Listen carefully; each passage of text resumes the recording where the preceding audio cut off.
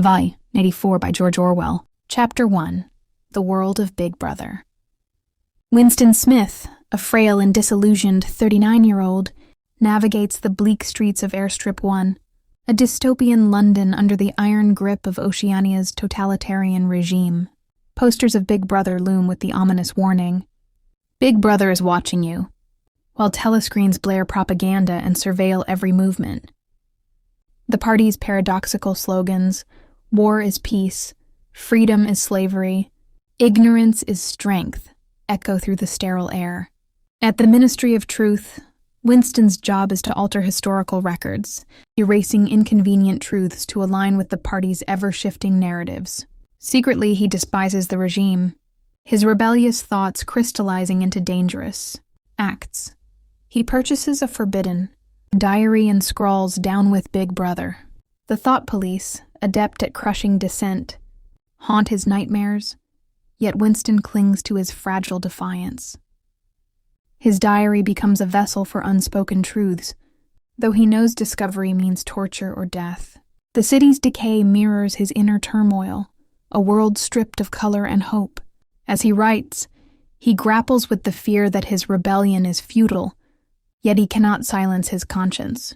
The section closes with Winston's trembling hand etching words that could doom him, a flicker of resistance in a world of darkness. Okay, wandering through the proletariat district, Winston observes the proles, the impoverished masses ignored by the party's surveillance. Though he believes their sheer numbers could overthrow the regime, their apathy and ignorance crush his hopes. In a dimly lit pub, an old man's fragmented memories reveal how the party has obliterated history, leaving no trace of the past. Winston purchases a coral paperweight from Mr. Charrington's antique shop, an artifact symbolizing the beauty of a forgotten era. Haunted by dreams of his mother and sister, who vanished during his childhood, he yearns for a connection to humanity's lost warmth.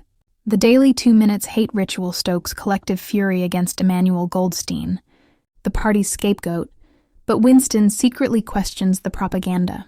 His gaze locks with O'Brien, an inner party member whose cryptic smile hints at hidden rebellion or a trap. Julia, a dark-haired colleague, stirs suspicion. He fears she's a spy, yet her presence lingers in his thoughts. The party's newspeak language, designed to eradicate independent thinking, tightens its grip on reality. Winston's diary entry, "If there is hope, it lies in the proles," betrays his fragile optimism, a thread of light in the suffocating dark. At a hate week assembly, Winston practices doublethink, the mental gymnastics of embracing contradictory party doctrines as truth. He alters a speech to claim Oceania has always warred with Eurasia, though he recalls alliances shifting overnight. Syme, a zealous newspeak linguist, vanishes, a chilling reminder that even loyalty cannot save the too intelligent. Parsons, a fanatical co-worker, boasts of his daughter's vigilance in reporting thought crimes, embodying the party's success in breeding fear. A telescreen announcement falsely declares increased chocolate rations, masking austerity with lies. Winston realizes the party's power lies in rewriting reality. Who controls the past controls the future. Rereading his diary, he trembles at the risk of exposure, each word a death sentence. A rat scurries in his apartment, triggering a primal dread that foreshadows his ultimate torment. As the chapter ends, Winston whispers, "We are the dead," resigning himself to the inevitability of capture. The fragile paperweight glows on his desk, a fleeting symbol of beauty in a world intent on crushing it. Chapter 2. The Diary of Rebellion. Winston's mundane existence fractures when Julia, a colleague he suspected of being a party spy, slips him a note reading, "I love you." During the 2 minutes hate ritual, he struggles to conceal his shock, his heart pounding with fear and longing. They arrange a clandestine meeting in the countryside, far from the watchful eyes of telescreens. Winston's paranoia flares. Could this be a thought police trap? But his desperation for connection overrides caution. In a secluded meadow, Julia tears off her junior anti-sex league sash, revealing herself as a rebel who mocks the party's puritanical ideals. Their passionate affair begins, defying the regime's ban on unregulated relationships. Julia shares contraband treasures, real coffee, sugar, and chocolate, relics of a forbidden world. For Winston, their intimacy becomes a revolutionary act, a flicker of humanity in a dehumanized society. Julia, however, shrugs off ideology. I enjoy breaking rules, not overthrowing the party. The section closes with Winston's conflicted, Julia's defiance is instinctive, not intellectual, yet it rekindles his dying hope.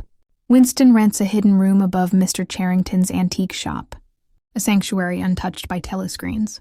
The space, adorned with the coral paperweight and a faded painting, becomes their secret refuge. Here they shed their party-mandated personas, embracing forbidden freedoms, love, laughter, and unfiltered conversations. Winston romanticizes their affair as a blow against the regime, but Julia remains pragmatic.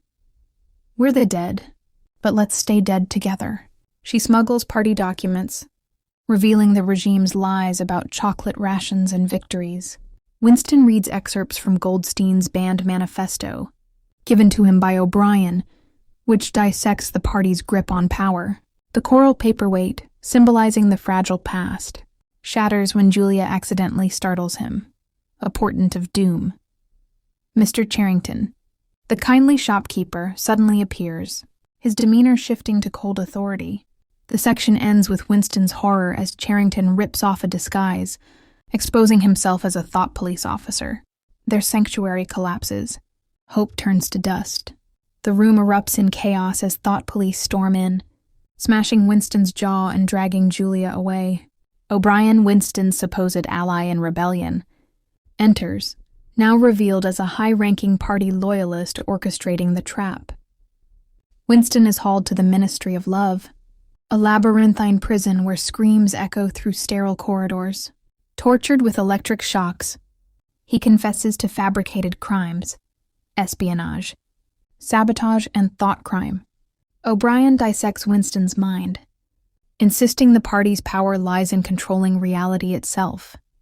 Whatever the party holds to be truth is truth. Winston clings to his love for Julia as his last shred of humanity, but O'Brien vows to eradicate it. Starved and broken, Winston is forced to confront his worst fear. Rats, squirming in a wire cage pressed toward his face. In a moment of abject terror, he betrays Julia, screaming, "Do it to her!" The section closes with O'Brien's triumph. You are healed. Winston's rebellion ends not with a bang, but a whimper. Chapter 3. The Ministry of Love. Winston awakens in a cold, windowless cell within the Ministry of Love, his body throbbing from brutal interrogations.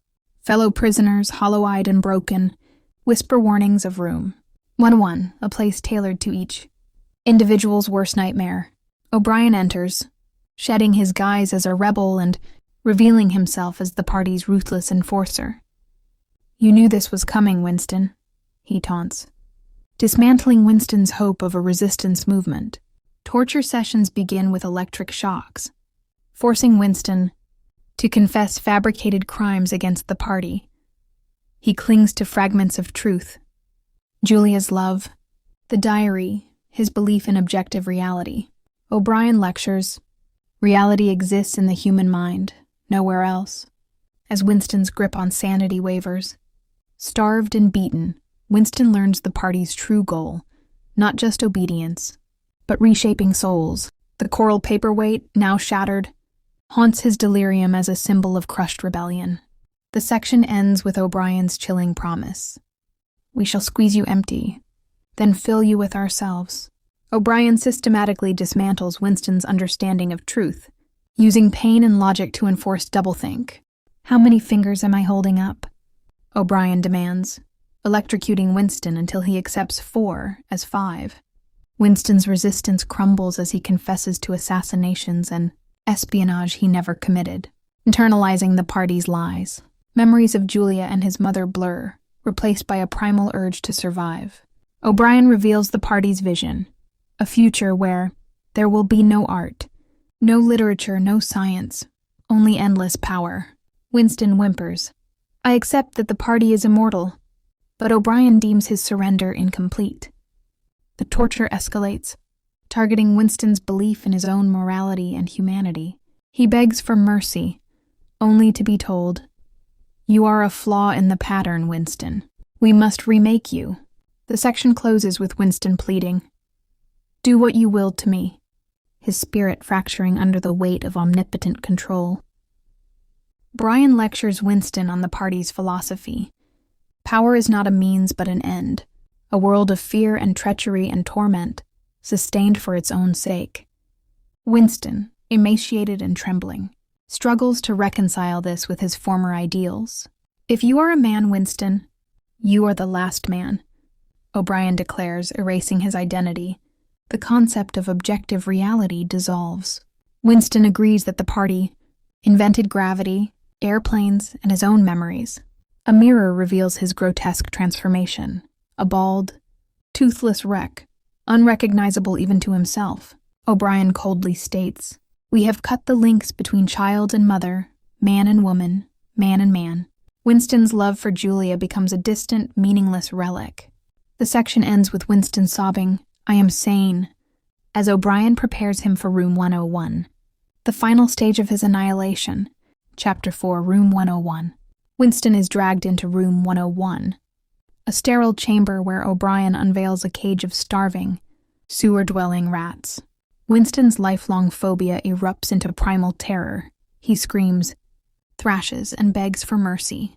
O'Brien places the cage over Winston's face, the rat's claws scraping his skin as they near his eyes. "They will devour your face," O'Brien murmurs, demanding Winston's ultimate betrayal. In a moment of abject cowardice, Winston shrieks, "Do it to Julia! Tear her face!" The cage retreats. The party wins. Winston's love, his last shred of humanity, is sacrificed to save himself. O'Brien smiles. "You are healed." Broken and empty, Winston is released into the world, a shell of his former self. The section closes with his hollow whisper, "I have won the victory over myself. I love Big Brother."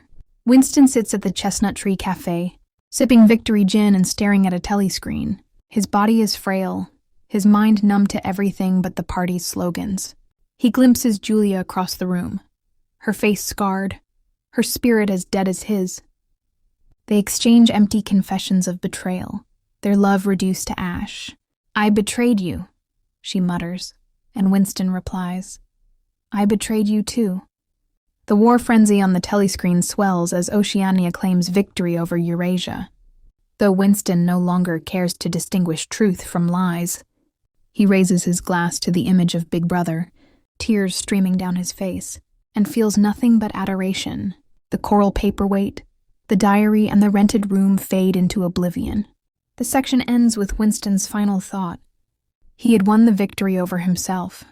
He loved Big Brother. In the novel's closing moments, Winston's transformation is complete. He wanders the streets of Airstrip 1, a model citizen devoid of rebellion or curiosity. The party's lies are his truth. Big Brother's love is his salvation. Newspeak has purged his vocabulary of subversive words, and doublethink erases all cognitive dissonance. The proles, still ignored, remain apathetic, the party's grip on power unshakable. Winston's diary, rewritten by the Ministry of Truth, now lauds the party's wisdom. As rockets explode in the distance, heralding another fabricated victory, Winston feels only gratitude. The world is a perfect machine of control, and he is its willing cog. The novel closes with the haunting line, "He loved Big Brother." Chapter 5, The Aftermath. Winston is released from the Ministry of Love, his body frail and his mind hollowed of rebellion. He drifts through Airstrip 1 like a ghost, mechanically performing his duties at the Ministry of Truth. The telescreens blare, news of Oceania's endless victories, and he no longer questions their contradictions. At the Chestnut Tree Cafe, he sips victory gin, its bitterness mirroring his numb acceptance. Julia appears one day, her face scarred and spirit broken. They exchange empty confessions of betrayal, their love reduced to ash. "I betrayed you," she mutters, and Winston echoes, "I betrayed you too." The party's slogans now feel natural, his thoughts stripped of defiance. He raises a glass to Big Brother's image, tears streaming without emotion. The coral paperweight lies forgotten, its shattered remains a metaphor for his crushed soul. The section closes with Winston whispering, "I love Big Brother," a mantra he no longer resists. Assigned to alter old newspaper archives, Winston deletes references to executed traitors, erasing their existence. He corrects production statistics to fabricate prosperity, knowing the proletariat starve. The act feels mundane, his conscience silenced by O'Brien's lessons. Reality is inside the skull. A colleague vanishes overnight, replaced by a stranger claiming to have always worked there. Winston nods, embracing doublethink. Truth is what the party declares. He burns a photograph proving the party's lies, feeling nothing. The diary he once risked his life for is now a relic of a stranger's rebellion. At home, he stares at the telescreen, its drone a lullaby to his emptiness. The section ends with Winston muttering, "Ignorance is strength," as he files falsified records. A cog in the party's machine, Winston attends a mandatory rally, cheering mechanically as Oceania's enemies are executed on screen. His hatred for Goldstein feels genuine now, a product of endless conditioning. He volunteers for extra shifts, eager to prove his loyalty. The thought police, once his greatest fear, seem irrelevant. He has nothing left to hide. In a rare moment of clarity, he recalls Julia's face but feels no regret. The party's lies are his truths. Big Brother's love is his salvation. Newspeak simplifies his vocabulary, stripping words like freedom and justice from his mind. The section closes with Winston burning a fragment of his old diary, watching the flames consume the last trace of his former self. Chapter 6. The Reconstructed World. Syme's prediction comes true. Newspeak dominates, eroding the language's capacity for dissent. Winston edits novels, reducing complex ideas to blunt, party-approved phrases. Double plus good replaces excellent, and crime-think stifles rebellion. He deletes poetry, songs, and history books, leaving only sterile propaganda. The prole's dialect is simplified to grunts, ensuring they'll never articulate rebellion. Winston marvels at the party's genius. Without words, thought crime is impossible. He recites the B vocabulary, white pride, black-white, terms designed to bypass logic. The section ends with Winston burning a Shakespearean sonnet, its beauty lost to the flames. Winston walks through the prole district, now a cesspool of cheap gin and mindless entertainment. A raucous crowd watches a cartoonish execution, laughing as the noose tightens. He realizes the party's brilliance. The proles are pacified by bread and circuses, too distracted to rebel. A vendor sells falsified newspapers glorifying Oceania's triumphs. No one reads them. Children chant party rhymes, their innocence weaponized. Winston buys a synthetic sausage, its taste indistinguishable from sawdust. The section closes with a telescreen announcement. Oceania has always been at war with Eastasia. The crowd cheers and Winston joins them. Time collapses under the party's rule. Decades blur into an endless now. Winston edits photographs, inserting Big Brother into historical events he once knew were lies. The past is a blank slate, rewritten daily. He deletes his parents' faces from old records, their existence erased. O'Brien's voice haunts him. Who controls the past controls the future. A colleague drops dead at her desk. Her name is scrubbed by lunchtime. Winston smiles, scribbling, "Big Brother is watching you" in the margins of a report. The section ends with him humming the party's anthem, his mind devoid of perfect loyalty. Chapter 7, The Psychology of Power. Big Brother's image is everywhere, on coins, posters, even dreams. Winston attends a ritual where crowds weep, swearing allegiance to the omniscient leader. He recites prayers to Big Brother, their meaning hollow but comforting. A child reports her father for muttering in his sleep, earning a medal. Winston envies her fanaticism, wishing he could feel anything. The section closes with him kissing a poster of Big Brother, his lips brushing cold paper. The party stages elections with one candidate, Big Brother. Winston drops his ballot into a void, the act of pantomime of democracy. Telescreens announce a 99% approval rate, and he claps wildly. A shop sells identical gray overalls, labeled Freedom Uniform. Winston buys a pair, admiring its uniformity. The section ends with him burning his old clothes, the last vestige of individuality. Chapter 8. The Proles' Ignorance. The proles multiply in squalor, their lives deemed irrelevant by the party. Winston edits a census, inflating their numbers to justify rations cuts. A street preacher declares, "Big Brother feeds us," while children scavenge garbage. Winston tosses a counterfeit coin into a beggar's cup, feeling nothing. The section ends with a telescreen ad. Proles, happy in their place. The party runs a daily lottery, dangling false promises of luxury. A prole woman wins a tin of paint, weeping with joy. Winston deletes her name, replacing it with a party. Members. The crowd roars as the winner is announced, oblivious to the fraud. The section closes with Winston burning the real ticket, its ashes symbolizing stolen dreams. Rumors surface of prole uprisings, but Winston knows they're fabrications to justify oppression. He authors a fake manifesto, "The Proles Will Rise," and watches the thought police crush imaginary rebels.